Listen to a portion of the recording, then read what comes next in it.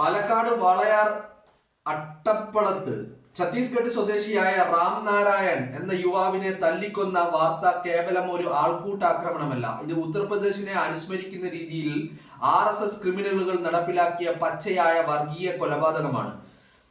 നീ ബംഗ്ലാദേശുകാരനാണോ എന്ന് ചോദിച്ചായിരുന്നു ആ മർദ്ദനം. കേവലം സംശയത്തിന്റെ പേരിലല്ല, മറിച്ച് വിദ്വേഷം തലക്കി പിടിച്ച BJP RSS പ്രവർത്തകരാണ് ഈ ക്രൂരതയ്ക്ക് പിന്നിൽ.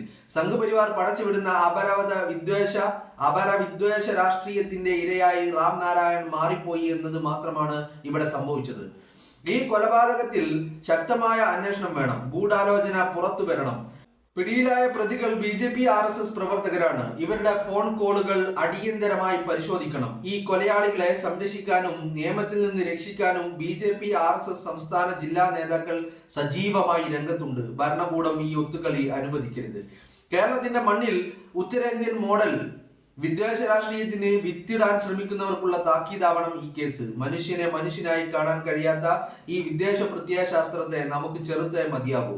റാം നാരായണന് നീതി ലഭിക്കും വരെ പ്രതിഷേധം തുടരും. പ്രതികളെയും അവരെ സഹായിക്കുന്ന നേതാക്കളെയും നിയമത്തിന് മുന്നിൽ കൊണ്ടുവരേണ്ടതുണ്ട് എന്ന് പറഞ്ഞുകൊണ്ട് ഇന്നലെ ഈ പാലക്കാട് ഒരു ആൾക്കൂട്ട കൊലപാതകം എന്ന് പറഞ്ഞാൽ നമ്മൾ ഉത്തരേന്ത്യയിൽ, ബീഹാറിൽ, UP-യിൽ ഒക്കെ കണ്ടുവന്നിരുന്ന അതേ രീതിയിലുള്ള സമാനമായ കൊലപാതകം. ഈ റാം നാരായണൻ എന്ത് തെറ്റാ ചെയ്തതെന്ന് ചോദിച്ചാൽ ഒരു തെറ്റും ചെയ്തിട്ടില്ല എന്നുള്ളതാണ്. റാം നാരായണൻ ഒരു തെറ്റും ചെയ്തിട്ടില്ല. റാം നാരായണനെ അകാരണമായി ഇന്നിപ്പോ വെറും വരുന്ന ചില വെളിപ്പെടുത്തലുകളുണ്ട് ആ നാട്ടുകാരുടെ.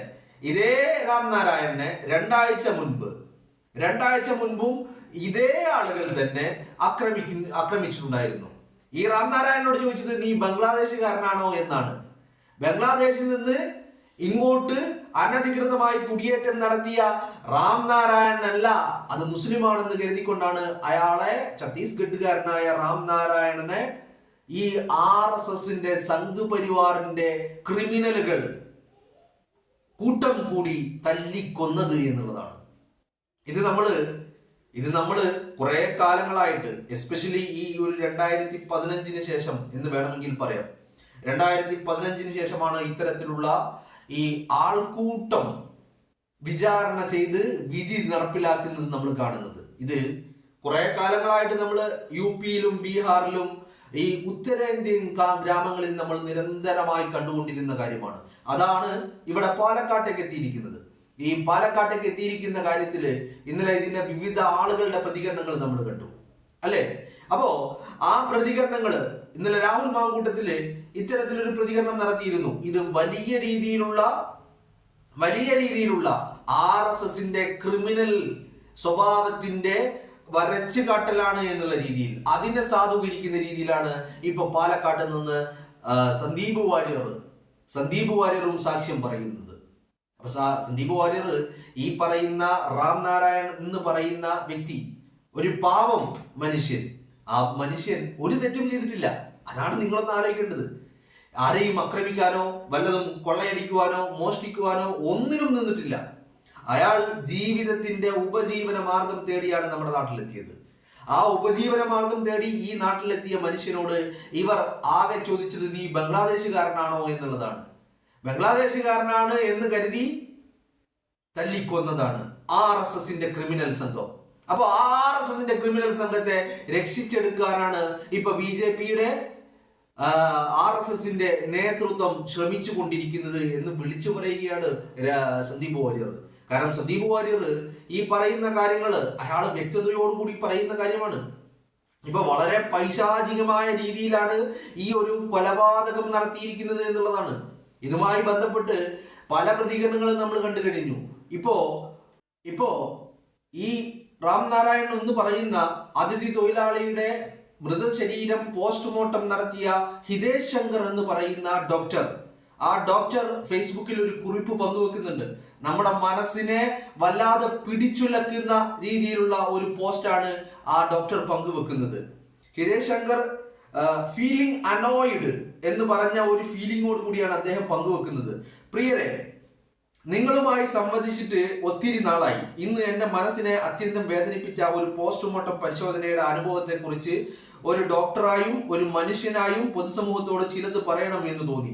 ജോലി തോടി നമ്മുടെ നാട്ടിലെത്തിയ ഒരു അതിഥി തൊഴിലാളിയെ കൂട്ടമായി നാം തല്ലിക്കൊന്നു. സ്വയം പ്രബുദ്ധർ എന്ന് ഉറക്കെ അവകാശപ്പെടുന്ന കേരളീയർ മലയാളികൾ തന്നെയാണ് ഇത് ചെയ്തത് എന്ന് നമ്മെ കൂടുതൽ ലജ്ജിപ്പിക്കേണ്ട കാര്യമാണ്. ഇതിന്റെ മുമ്പിൽ കേരള സമൂഹം തലതാഴ്ന്നു. ചണ്ഡീഗഡിൽ നിന്ന് പുതുതായി ജോലിക്കെത്തിയ ഒരു മനുഷ്യൻ ഗൃഹാതുരത്വം കൊണ്ടും ജീവിത സമ്മർദ്ദങ്ങൾ കൊണ്ടും മാനസികമായി തളർന്നു പോയ ഒരു സാധുവായിരുന്നു. അവനെ നാം തെരുവിൽ വീണു മരിക്കാൻ വിധിച്ചു. പോസ്റ്റ്മോർട്ടം പരിശോധനയിൽ ശരീരത്തിൽ അടിയേറ്റ് കേടുപാടില്ലാത്ത ഒരിടം പോലും കണ്ടില്ല. പിന്നാമ്പുറത്തും നെഞ്ചിലും കൈകാലുകളിലും തലച്ചോറിലും എല്ലായിടത്തും ക്രൂരതയുടെ അടയാളങ്ങൾ. അത് ഒരു നിമിഷത്തെ കോപമല്ല, കൂട്ട മനസ്സിന്റെ അന്ധതയും മനുഷ്യത്തിന്റെ പൂർണ്ണ അഭാവവുമായിരുന്നു. കൂട്ടമർദ്ദനം നടത്തിയവരിൽ ഒരാളെങ്കിലും ഇത് വേണ്ട എന്ന് പറഞ്ഞിരുന്നെങ്കിൽ, ഒരാൾ പോലും കൈ ഉയർത്താതിരുന്നെങ്കിൽ ഇന്ന് ഒരു മനുഷ്യൻ ജീവനോടെ ഉണ്ടാകുമായിരുന്നു.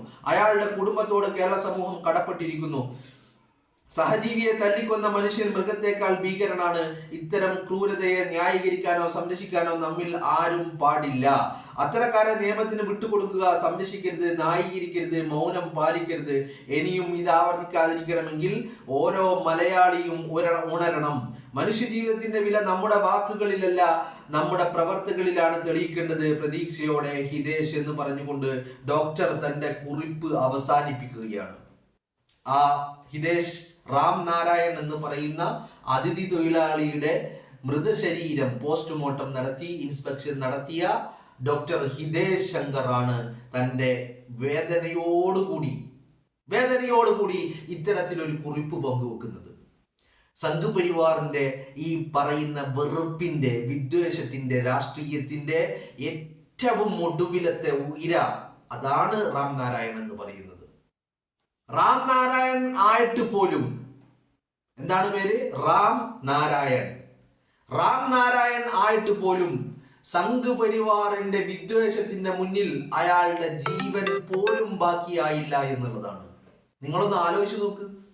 ഈ വിദ്വേഷത്തിന്റെ രാഷ്ട്രീയം കൊണ്ടു നടക്കുന്ന സംഘപരിവാർ കൂട്ടങ്ങൾ, ക്രിമിനൽ സംഘങ്ങൾ, ആ സംഘങ്ങളുടെ കൊലവിളിയുടെ ഏറ്റവും ഒടുവിലത്തെ ഇരയാണ് ഈ പറയുന്ന റാം നാരായൺ. ബംഗ്ലാദേശുകാരനല്ലേ എന്ന് പറഞ്ഞ് ഒരു മനുഷ്യനെ ചണ്ഡീഗഡിൽ നിന്ന് കേരളത്തിലേക്ക് തന്റെ അന്നം തേടി തന്റെ കുടുംബത്തിന് വേണ്ടി ഈ കേരളത്തിലേക്ക് എത്തിയ റാം നാരായൺ. വീണ്ടും വീണ്ടും ആ പേര് പറഞ്ഞുകൊണ്ടേയിരിക്കണം. കാരണം ഇവരെല്ലാം പറയുന്ന റാം, അത് തന്നെയാണ് അയാളുടെ പേര്, റാം നാരായൺ. ആ റാം നാരായണന് പോലും തന്റെ ജീവൻ നിലനിർത്താൻ, ആ ജീവൻ ബാക്കിയാക്കാൻ സാധിച്ചില്ല റാം നാരായണന്റെ അവസ്ഥ.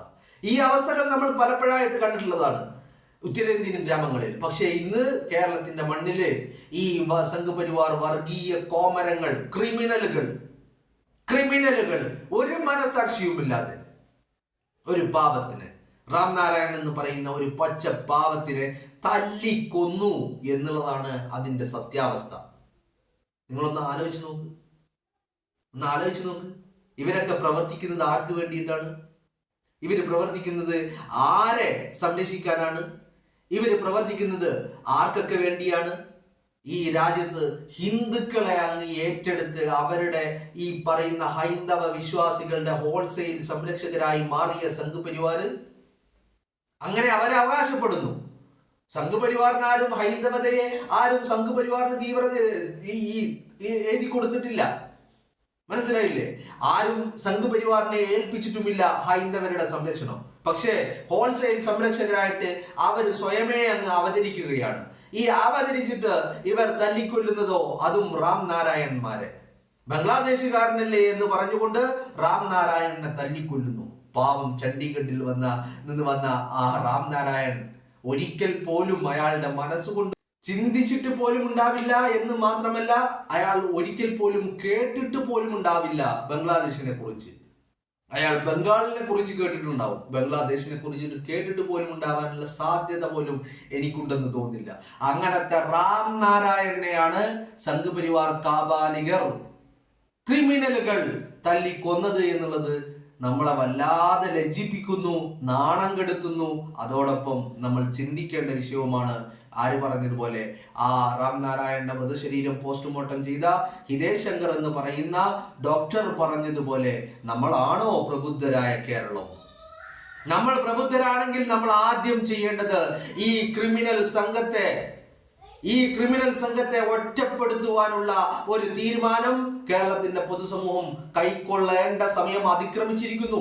ഇല്ലെങ്കിൽ നമ്മുടെ നാട്, ഈ ഉത്തരേന്ത്യൻ ഗ്രാമങ്ങൾ വീണ്ടും വീണ്ടും ആവർത്തിക്കപ്പെടും. നമ്മുടെ കേരളത്തിലും ഇത്തരത്തിലുള്ള സംഭവങ്ങൾ ഇനിയും ഉണ്ടാകുമെന്നുള്ള കാര്യത്തിൽ ഒരു തർക്കവും നിങ്ങൾക്കാർക്കും വേണ്ട.